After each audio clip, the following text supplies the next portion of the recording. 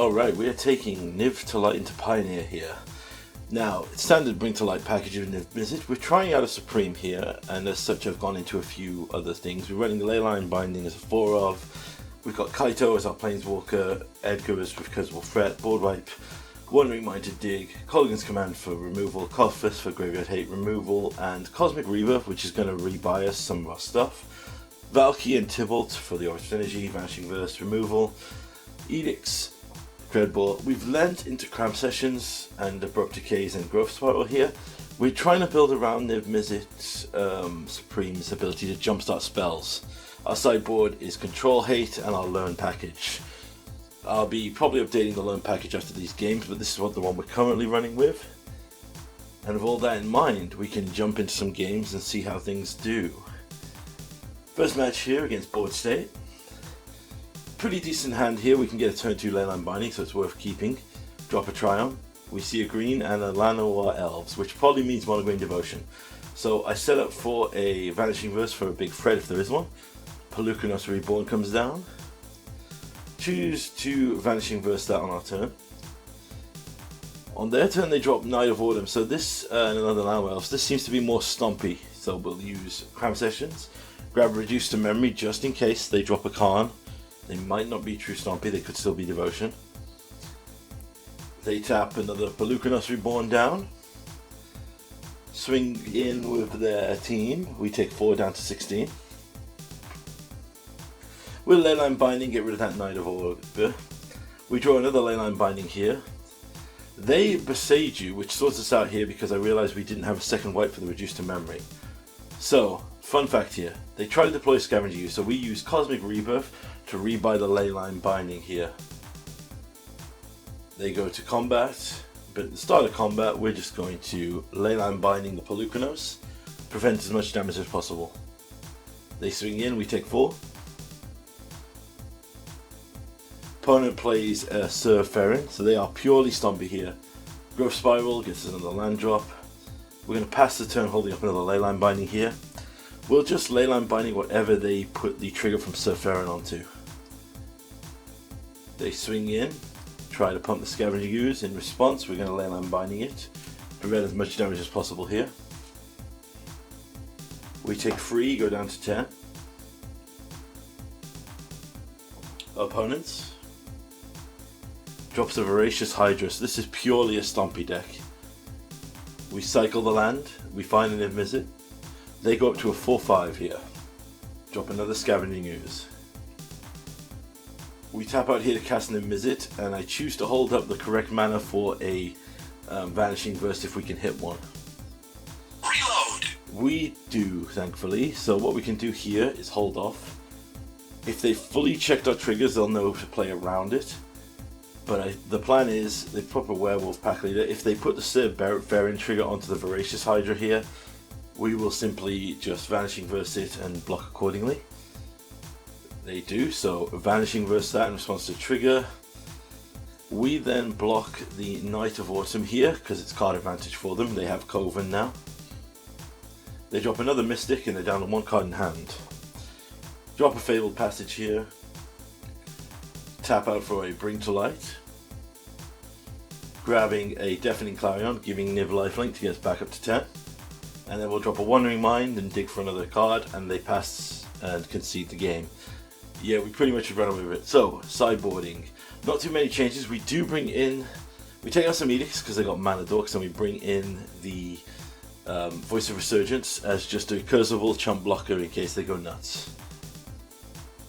This hand is fairly slow, but we keep 7. I've started running the World Tree in our decks just for a good land to just play late game. They go into a turn 2 Knight of Orgum. We have Vanishing Verse, so we'll get rid of the Orgum because that could be potential card advantage, but they have another one and another Mana Dork. So we pass here and see what they play off the turn. Werewolf Pack Leader and a Sir Ferrin. Vanishing Verse the Knight of Autumn again. Then we're going to have to prevent them from drawing cards with the Werewolf Pack Leader here. So we wait till their turn. They tap out for an Azeka's Chariot. Before they go to combat, we're going to Abrupt Decay the Werewolf Pack Leader. We don't want them drawing cards. We're going to take 5 here from this attack, going down to 14. But with Bring to Light and Niv, we can Bring to Light for the board wipe, and then next turn deploy Niv to reload. I choose the Clarion here because if they have bigger creatures later, I want to hold off for the Supreme Verdict. They crew the Esca's Chariot, hit us down to 10. We drop a Niv Mizzet for reload. We don't hit any removal, but we do hit some good recursive threats, and they just concede to the fact that they have no other cards in hand and hit a land. So next match. Our match here against Diarrhea Island. What a delightful name. We have a Supreme in our main hand here, so we're just going to pass. Our opponent drops a Castle Ardenvale tap, so this could be White Devotion or Control. Not White Devotion, sorry. White Humans or Control.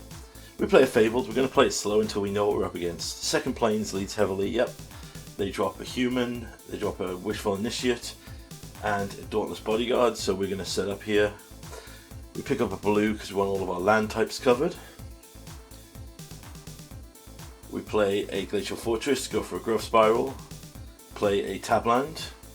We're not too heavily pressured here, and we're building towards a Bring to Light here for the board wipe. They drop a Thalia's Lieutenant, so that line about us not being too pressured just went out the window.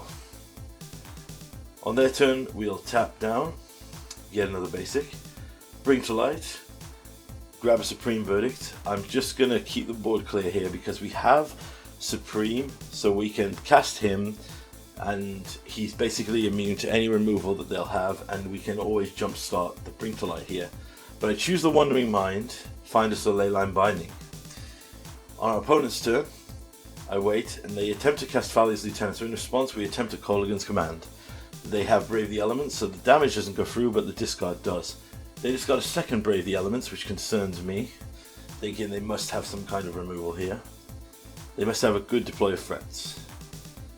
They're up to a good spread of lands here, so with that in mind, I'm going to Leyline Binding the card first to make sure there's nothing else, and drop the Supreme.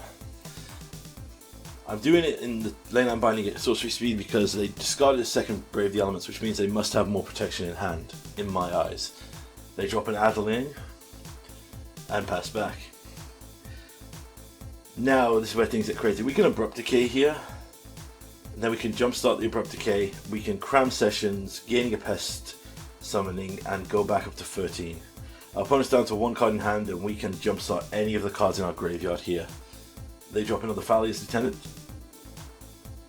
Pass the turn. We shock in. I choose to jumpstart the Bring to Light here to grab a Niv Mizzet Reborn. And then I cast Vanguard's Rampage to kill off the Lieutenant. Swing in here. Puts them down to 11. They pass on their turn. They drop a Brutal Kafar here and take out Niv Mizzet. Problem is though, we can jumpstart everything here, so we jumpstart Angrath's Rampage to get back Niv, get another reload, and they would concede. So, Mono White Humans. Basically, we just bring in, we take out some of our slower stuff, so we take out Valky, Clothis, and a Kaito, and we bring in our Voice of Resurgence because they're just good threats to have. Basically, they're double chump blockers. We mull down to 6, and we keep a hand with removal and a board wipe and a recursive threat in Edgar. Drop our Zagat Triome. They play 2 lands and then take a Thalia's Lieutenant onto an empty board, which suggests that their hand must be quite awkward. So we will shock in a Temple Garden to hold up an Abrupt Decay. We'll just get rid of the Thalia's Lieutenant here because we can't get rid of the Mutavault. They swing in with Mutavault, which is quite interesting, and they do it twice, which means the hand must be pretty interesting. I'm ultimately wondering what they have here, so with the 4 mana I deploy Edgar, thinking it's a pretty recursible, hard to get rid of threat. But they have a Declaration in Stone, which is the perfect answer to it. So that must be what they've sideboarded in, is more XR removal against us. So we're going to Cram Session, grab a Pest Summoning. We'll crack a Clue in end step or hold up an Abrupt Decay depending on what they do here. However, they just go for a double deployment of the Mutavault, which is interesting. Swings in. I think they're guessing that we must have a board wipe in hand, so they don't want to overcommit. So we'll just draw a card here. We draw our Bring to Light here. So let's use Bring to Light. And considering we're up against a monocolored deck, I'm going to grab Supreme since they most likely are holding more effects like Declaration in Stone or Brutal Kafars to try to get rid of our board. They do drop a Brutal Kafar. I'm guessing they didn't read Hexproof for monocolored here. So on our turn we're going to Abrupt Decay the Brutal Kafar. We'll Jumpstart the Bring to Light to grab the Niv Mizzet to reload here. We don't hit too good, but we'll just hold back here. Our opponent taps down, makes a soldier with Castle Ardenvale. We hit our land drop and use Pest Summoning. We just want to go off the board. We'll gain more life and grab an Exhibition, Mascot Exhibition. So we'll swing in here for 11. It's now lethal attack if they can't kill us here. They have a Declaration in Stone, and they go for a double Mutavault swing in. So we'll use Colligan's Command here, force them to discard their last card, kill a Mutavault. They swing in with the team. We'll double block the Pest tokens on Mutavault because it's a hard to remove threat here. And then negates most of the damage. We're still on 15 life here. We'll get the World Tree down, drop the Mascot Exhibition for additional bodies for blocking, and we swing in with Niv Mizzet, putting them down to 4. And our opponent concedes to that. Yep, they didn't really have an answer to Niv Mizzet. The Hexproof from monocolored is super strong in certain matchups. Next match, we have Cedric Caffel, or whatever his name is. Right, we keep a relatively slow hand here, but we have a turn 2 Leyline Binding, which is always good, into a turn 3 Clophis. They drop blue-red land, which makes me instantly think it's either Creativity or Phoenix. The Consider doesn't play either way at the moment. Thing in the Ice definitely reveals this is Phoenix, so we'll Leyline Binding that immediately, keep their threats off the table. Drop a Clophis. Even though there's no Phoenixes in the graveyard right now, anything that polices them for their delve spells like Treasure Cruise or Temporal Trespass is going to be good. So we'll drop a land, pass back, hold up the Abrupt Decay in case they have a Ledger Shredder.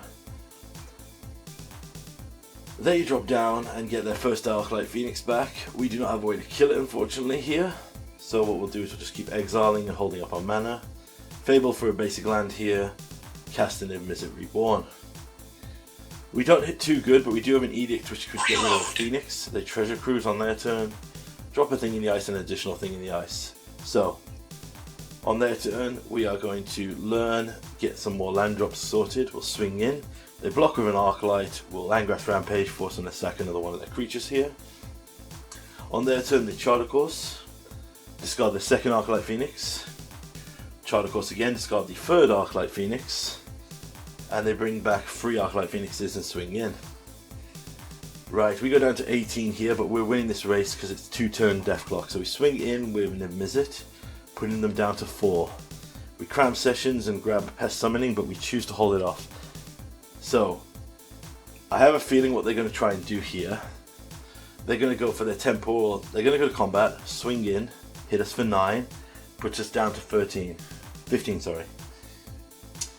Then, on the second main phase, they attempt to cast Temporal Trespass, but they have to completely tap out, so in response, we hit them with a Colligan's Command since they shocked in and put themselves down to 2. I just wanted to make sure they didn't have Spell Pierce. Next match, we've brought in the Voice of Resurgences and most of the Vetoes. We've took out a few of our slower cards here. This hand is okay. We don't have a green source, which is a tad awkward, but we do have a turn 2 Vanishing Verse for whatever they deploy on their turn 2. They drop a Thing in the Ice, so I choose to Vanishing Verse that immediately, keep the threats down. They Charter Course, get an Arclight into the graveyard. We'll play a Triome here, which gives us a 2-mana Leyline Binding for anything we need to kill. They have a second Arclight in the graveyard already. Definite weakness of this deck is I have not deployed enough Graveyard Hate. We drop our lands here. We'll drop a Voice of Resurgence in case they want to use any end of turn cantrip shenanigans. Our opponent taps out for another Thing in the Ice. They're holding up mana, which makes me think they could have counter magic, so we'll just crack a Fable in their end step. Fin their deck. We draw another land here. We'll deploy a Wandering Mind, which lets us hold up our options. We'll get an Angras Rampage, which is perfect because our opponent will think we don't have the colours. So now we have either a veto or a leyline binding, depending on what the situation calls for. Our opponent charts a course, drops pieces of the puzzle in the graveyard. They Spikefield Hazard to kill the Wandering Mind. They have one more spell here, and they discard their spell Pierce, so I'm going to veto this to keep the Voice of Resurgence alive. They swing in with 2 Phoenixes, putting us down to 14. We Angras Rampage, force them to sack an Arclight. Then we wait till they swing in with Arclight and employ a Leyline, which causes them to cast the spell, Negate, which flips their Awakened Horror, putting the Arclight back in their hands, saving us 3 damage.